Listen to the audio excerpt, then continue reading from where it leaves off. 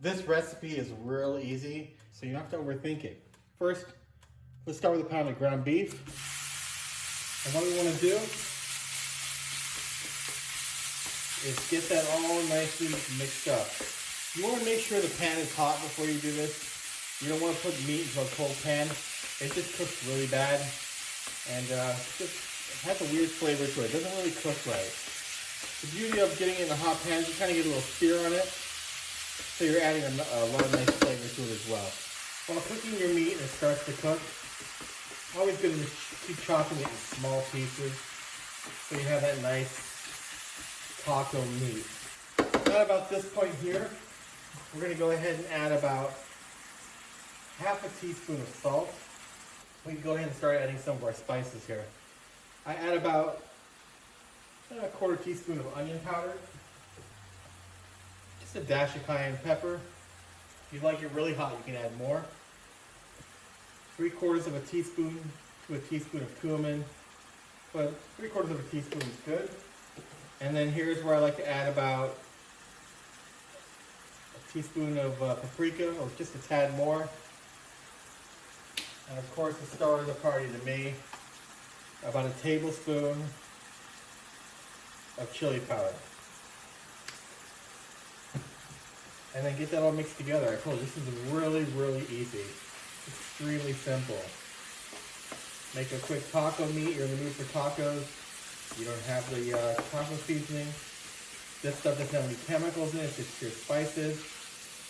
The beauty of putting it in at this particular time is what I like. Look at the color it has, and that you are actually kind of like cooking the color into the meat. It smells amazing. It smells really good. Now, you could serve it here now, and it would be fine. But I kind of like everything to kind of come together.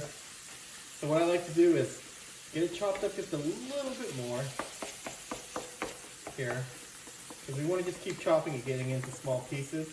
I like to get a little bit of darkness on here. I'm going to let it cook for like another minute on this side here, and I'll be right back. So we got it cooked to where we want it now. Take a look at that meat. Like I said, you can serve it now, and you'd have a happy crowd, or you'd be happy with it. But I like to let it kind of marinate a little bit. And I like to add maybe about half a cup of water. And then it gets that sauce and everything just come together. Keep the heat on at where you have it, because what we're going to do is get everything to kind of come to a little bit of a boil here. See what's happening. We're just going to let it all reduce down and become thicker. Alright, so you got it boiling here like this. If you want to serve it quick, just let it reduce down and it'll be perfect. But we're in a time crunch here, and I know you want tacos, and so do I. So we're just going to keep boiling this off, but we're going to keep stirring it as well. Every 15, 20, 30 seconds or so, okay? We are here. Turn the heat off. Didn't take long to make it either. But like I said, if you want to just reduce it slowly and cook it over time, you could always just bring the heat down and let it simmer for about 20, 30 minutes until it goes down. But we did this one quick. Took about 5 minutes. There you go. There's your taco meat right here. Let's get it served. And there is your lightning fast taco meat recipe.